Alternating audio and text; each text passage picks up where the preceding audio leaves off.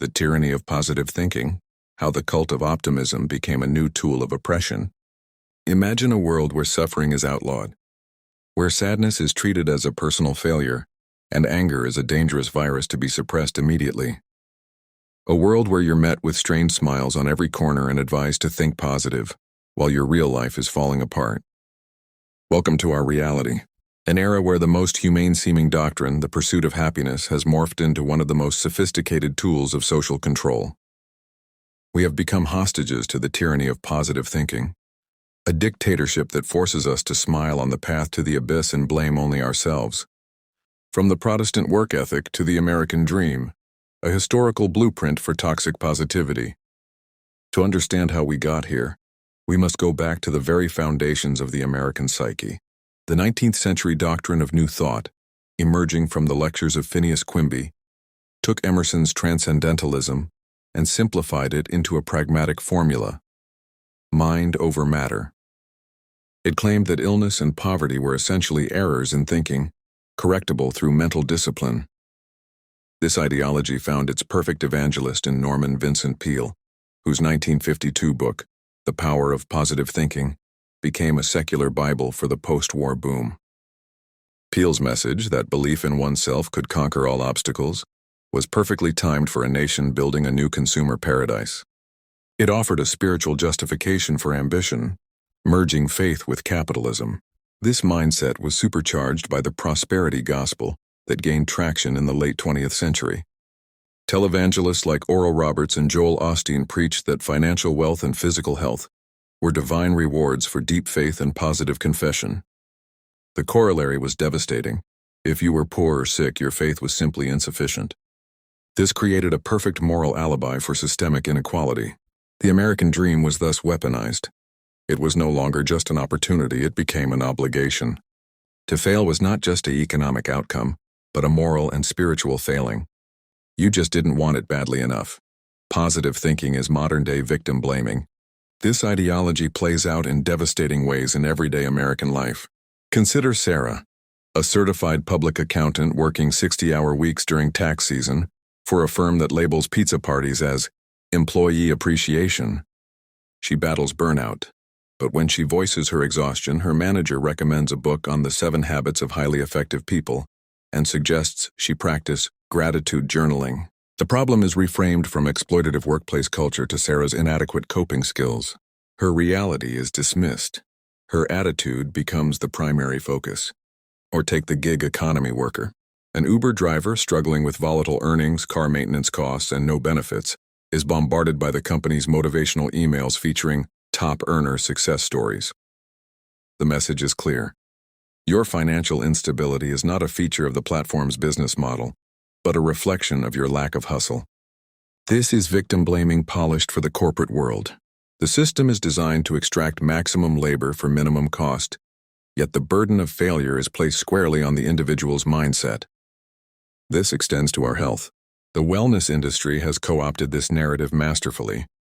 A patient with a chronic illness like Lyme disease or fibromyalgia is often told by well-meaning friends to stay positive and fight harder, as if a disease's pathology is swayed by attitude. This places an unbearable emotional burden on the sick person, adding the guilt of not being positive enough to their physical suffering. We have medicalized unhappiness and demedicalized actual diseases, convincing people that popping a supplement and reciting an affirmation is equivalent to addressing complex biological or social determinants of health. The happiness industry, manufacturing need and selling the cure. The commandment, "Be happy," has created a non-stop conveyor belt for the production and sale of feelings. We consume happiness just like we consume gadgets or clothes. Instagram and Facebook have become the display windows for this business. Perfect bodies, perfect vacations, perfect relationships. Reality, with its complexities, boredom, disappointments, and grief, is carefully edited and filtered out. But behind every such perfect picture lies someone's profit. The fitness industry sells not health, but the hope for acceptance. Tourism sells not new experiences, but an escape from oneself. Pop psychologists and Dauber life coaches on LinkedIn sell simple recipes for complex problems. This entire mechanism runs on one fuel: anxiety. It first generates a feeling of inadequacy in us. I'm not as happy as they are. and then kindly offers a product promised to fill that void. The most cynical part is that the ultimate goal of this journey towards happiness is fundamentally unattainable. Absolute permanent happiness is a utopia, but the system isn't interested in us achieving it. It benefits from keeping us in a state of perpetual search, eternally consuming services and goods that promise to lead us to the promised land. A contented, truly self-sufficient person is a bad consumer, but a neurotic individual doubting their own worth is the ideal customer. Mental health as the new conformity, the demand to be well-adjusted. Today, being healthy increasingly means being well-adjusted. Mental health is often reduced to the ability to function within the given system, work diligently, consume, and not show excessive emotions. Depression, burnout, anxiety are often interpreted not as a natural reaction of the psyche to an insane, alienating world of work, information overload, and social isolation, but as a glitch in one's personal, operating system. A person is offered ways to fix themselves with pills or therapy so they can return to their previous pace of life. But the question is almost never asked. What if it's not the person who is sick but the environment they live in?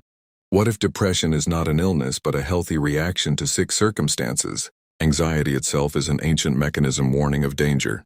But instead of listening to it and understanding what exactly in our lives poses a threat, precarious work, debt, loneliness, we silence it with antidepressants and mindfulness apps to continue living in this hell with a smile on our faces. Positive thinking demands that we cut off entire layers of our own emotional life. Anger is taboo. Sadness is shameful. Envy is improper. But these emotions are not the enemy. They are our soul's signaling system. Anger is a justified reaction to the violation of our boundaries. Sadness is a sign that we have lost something, or that something matters to us. Envy can point to hidden desires and ambitions. By weaning ourselves off negative emotions, we become emotional cripples incapable of genuine, alive reactions. In defense of pessimism, the radical power of negative thinking. The entire history of human progress is a history of dissatisfaction, discontent with the present, pessimism about the current state of affairs. This is what made philosophers think, scientists invent, and revolutionaries act. If slaves had thought positively and looked for the bright side of their situation, we might still be living in a slave-owning society. If the early suffragettes had visualized voting rights instead of taking to the streets in angry protest, women might not vote today. The civil rights movement was fueled by righteous anger, not passive affirmation. Pessimism, a critical attitude towards reality, is not a weakness but a form of intellectual honesty and courage. It is the willingness to face an unpleasant truth, no matter how ugly it is. Positive thinking, in contrast, is often a form of escape, of spiritual laziness. It's much easier to repeat the mantra, "everything will be fine," than to admit, "the world is sick," and healing it requires titanic effort, struggle, and possibly personal sacrifice. Healthy pessimism is the foundation of critical thinking. It asks the questions, what could go wrong? Who is behind this beautiful promise? What price will we pay for this seeming progress? Positive thinking encourages blind faith. Pessimism demands evidence. Conclusion: from the tyranny of rose-colored glasses to the dictatorship of the living mind. So what do? Don mourning clothes and curse the world? Not at all. Liberation begins not with a change of scenery, but with clarity of perception. The first step towards real freedom is to give yourself permission to be alive. The right to be angry at injustice, to grieve losses, to be anxious about the future, and to long for what matters. Stop blaming yourself for negative emotions. They are your signaling system, your internal compass showing you where you're being used, betrayed, or where you're betraying yourself. Legalize your darkness and then your joy will become real, not painted on for social media. The second step is to shift the focus. Stop endlessly digging into yourself with the question, "What's wrong with me?" Ask a different question. What system of benefit makes it so that I and millions of others feel this way? This is a question not for a psychologist, but for society, for the economy, for the media. It's a question that turns personal anxiety into social analysis and guilt into energy for meaningful action. And finally, the third step is to find strength in sobriety. Understand, real power is born not from blind faith in the best, but from the courageous gaze upon the worst. Only by acknowledging a problem can you solve it. Real hope is not expecting a gift from the universe, but the readiness to build a shelter from the chaos with your own hands. This is armed optimism. the optimism of those who see the abyss but find the strength to build a bridge across it. The tyranny of positive thinking forces us to wear a mask behind which we can hide both pain and genius. It offers the comfortable cage of smiles instead of the risky freedom of being authentic. But we propose a different path. We created this channel not to succumb to despair, but to collectively, without rose-colored glasses and sweet illusions, dismantle the mechanisms that govern our lives, to turn personal pain into collective understanding and confusion into clarity. This article is not an end, but the beginning of a larger conversation. What do you think? Have you faced the pressure of mandatory optimism at work or in your personal life?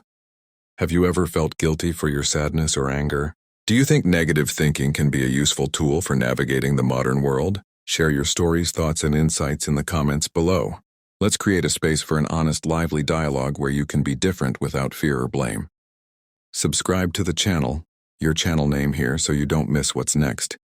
In upcoming videos, we'll break down how the self-help industry makes us fix ourselves instead of changing the system, and why it's profitable for us to remain eternal children. Turn on critical thinking. Be real. And remember, your freedom begins with the right to the truth. First and foremost, the truth about your own feelings.